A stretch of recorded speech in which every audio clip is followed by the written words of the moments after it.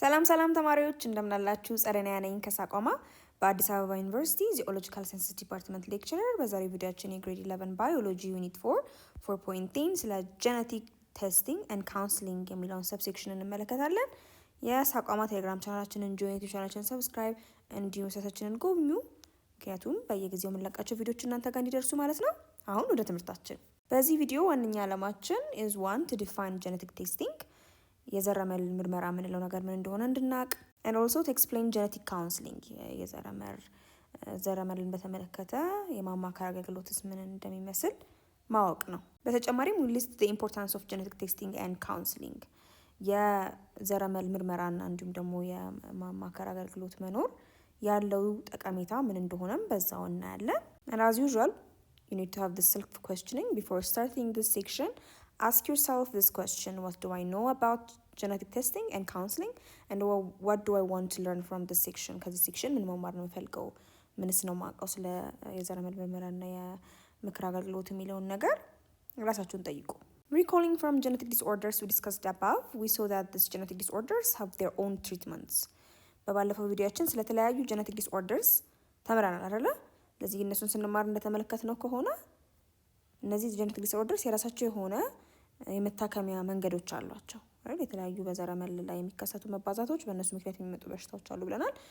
እያንዳንዳቸው ደግሞ እንዴት ትሪት መደረግ እንደሚችሉ ሕክምና እንዴት ሊሰጣቸው እንደሚችልም ተመልክተናል።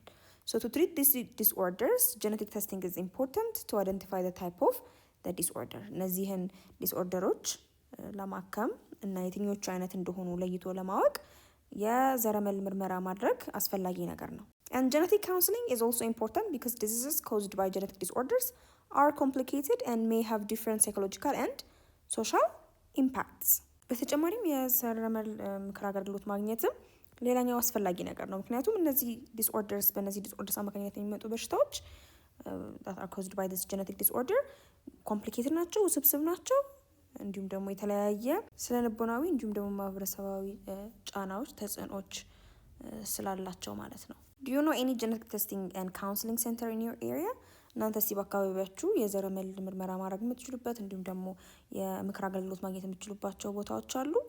ካሉ if so, list them and explain their importance to our health. ካሉ ዘርዝሯቸውና ደግሞ ለጤንነታችን ያላቸውን አስፈላጊነት አብራሩ ይላል። በሀገራችን ኢትዮጵያ there are several hospitals and laboratories that offer this genetic related testing services. በርከት ያሉ ሆስፒታሎችና ላቦራቶሪዎች አሉ የተለያየ የዘረመል ምርመራ ጋር በተያያዘ አገልግሎት የሚሰጡ ማለት ነው። እንግዲህ for example MRCET የሚባል አድቫንስድ ላቦራቶሪ አለ፣ ኢንተርናሽናል ክሊኒካል ላቦራቶሪስ አሉ፣ ስዊስ ዲያግኖስቲክ ኢትዮጵያ የሚባል አርሾ ሜዲካል ላቦራቶሪ፣ ቤተዛታ ዲያግኖስቲክ ላቦራቶሪ የሚባሉ እነዚህ ሆስፒታሎችና ላቦራቶሪዎች ከዘረመል ምርመራ ጋር የተያያዙ አገልግሎቶችን ይሰጣሉ። ዋነኛ ግን የሚባሉት ሆስፒታሎች ሜጀር ሆስፒታልስ such as ሴንት ጳውሎስ ሆስፒታል፣ ሚሌኒየም ሜዲካል ኮሌጅ እና ብላክ ላየን ሆስፒታል ናቸው። ጥቁር አንበሳና ቅዱስ ጳውሎስ ሆስፒታል እንደዚህ አይነት ጄኔቲክ ኮንዲሽኖችን አይደንቲፋይ ለማድረግ ዲስኦርደሮችን አይደንቲፋይ ለማድረግ የሚያግዙ ምርመራዎችን የመስጠት አገልግሎት ይሰራሉ ማለት ነው። As we have discussed in the above sections, there are different diseases that are caused by genetic disorders. በባለፈው ቪዲዮአችን እንደተመለከትነው በዘረመል መዛባት አማካኝነት የሚከሰቱ ብዙ አይነት በሽታዎች አሉ።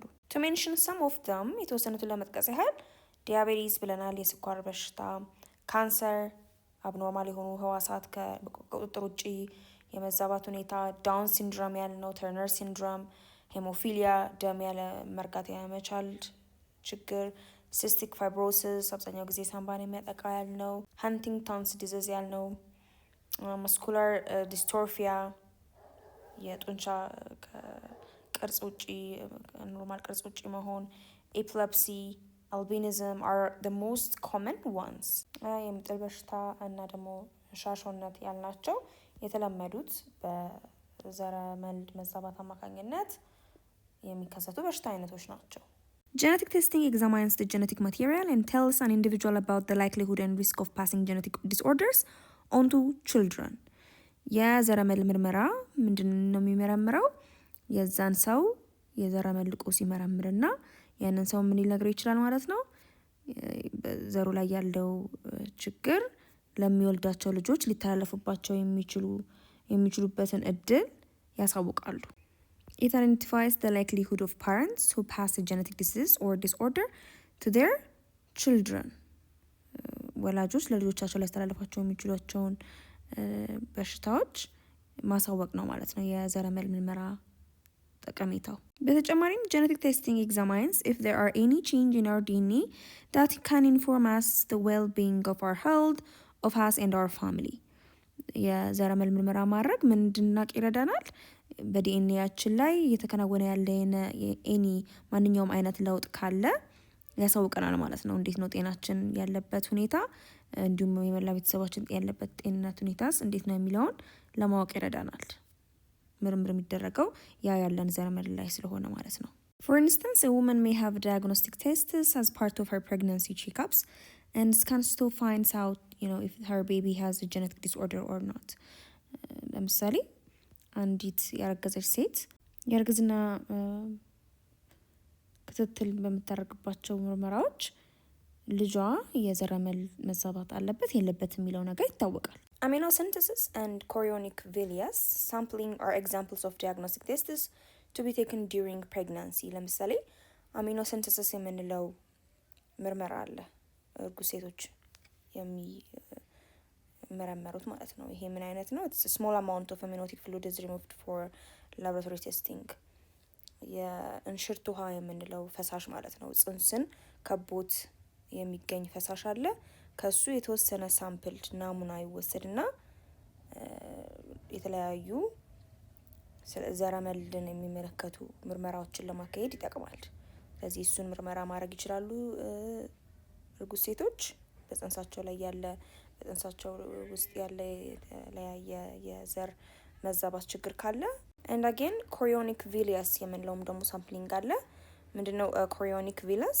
it's finger like projections ናቸው። ጣት መሰል እንደ ቅርንጫፍ ያሉ ናቸው። ከምን ጋር የተያያዙ? ከእንግዴ ልጁ ጋር የተያያዙ መዋቅሮች ናቸው። ስራቸው ምን ማድረግ ነው? ንጥረ ነገሮችን፣ ኦክሲጅንን፣ የተለያዩ ቆሻሻዎችን በእናትና እያደገ ባለው ሽል ወይም ጽንስ መካከል ማስተላለፍ ነው። በዚህ ከነሱም ላይ እንዲሁ ናሙና በመውሰድ ያ ጽንስ ኤኒ ጄኔቲክ ዲስኦርደር ካለበት ማወቅ ይቻላል ማለት ነው። እነዚህን ሁለት ሳምፕሎች በመውሰድ ከእርጉዝ ሴት ላይ ምርመራዎች ማድረግ ይቻላል። ሌላው ጄኔቲክ ካውንስሊንግ የምንለው ነገር ነው። እንዲሁ የዘረመል የማማከር አገልግሎት it's the process of checking a family with regard to medical history and medical records. ምን አይነት ሂደት ነው ይሄ? በአንድ ቤተሰብ ውስጥ ያለ የሕክምና ታሪክ ወይም ደግሞ የሕክምና መዝገብ ካለ ለማረጋገጥ የሚደረግ የማማከር አገልግሎት ሂደት ነው። it's ordering genetic tests, evaluating the results of these tests and recordings ነው። የተለያዩ የዘረመል ምርመራዎችን ይታዘዝና ለነዛ ለተገኙት ደግሞ ውጤቶች አስፈላጊውን ምዝገባ ማድረግ ነው። ኦኬ and helping parents understand and reach decision about what to do next.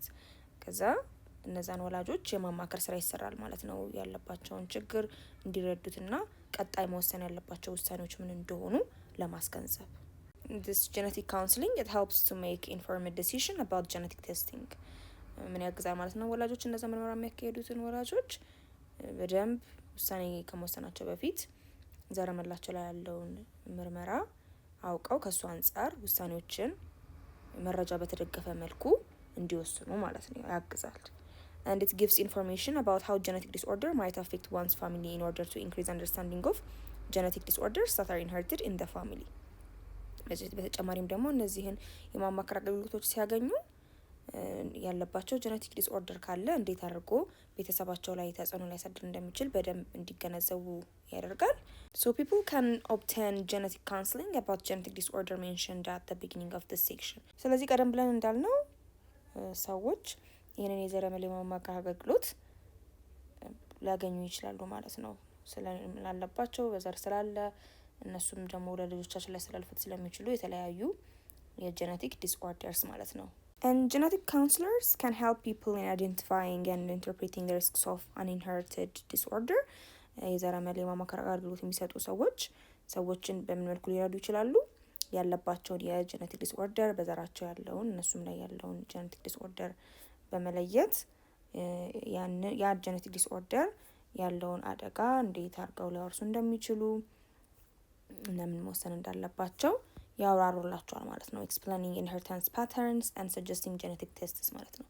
ስለዚህ ይሄንን ካጠኑ በኋላ ይሄን አይነት የዘረመል ምርመራ ብታረጉ የሚለውን ሰጀስት ያደርጋሉ፣ ሀሳብ ያቀርባሉ እና ያብራራሉ ማለት ነው። ያለባቸው በዘር ታሪካቸው ተመዝግበው የነበረ ጄኔቲክ ዲስኦርደርም ሆነ አሁን ላይ ደግሞ ያለባቸው ካለ የመተላለፍ እድሉ የማውረሳቸው እድሉ እንዴት እንደሆነ በማብራራት ማለት ነው። የዛሬው ቪዲዮአችን ይህን ይመስል ነበረ። ስለ ጄኔቲክ ቴስቲንግ ኤንድ ካውንስሊንግ በደንብ አድርጋችሁ እንደተገነዘባችሁ ተስፋ አድርጋለሁ። በቀጣይ ቪዲዮአችን ደግሞ 4.11 ስለ ጄኔቲክ ቴራፒ እንመለከታለን። የሳቋማ ቴሌግራም ቻናላችንን ጆይን፣ ዩቲዩብ ቻናላችንን ሰብስክራይብ እንዲሁም ዌብሳይታችንን ጎብኙ። ጥያቄዎች፣ አስተያየቶች ካላችሁ እዛ ላይ ጻፉልን እያልኩኝ በቀጣይ ቪዲዮአችን እስከምንገናኝ ድረስ ቻው።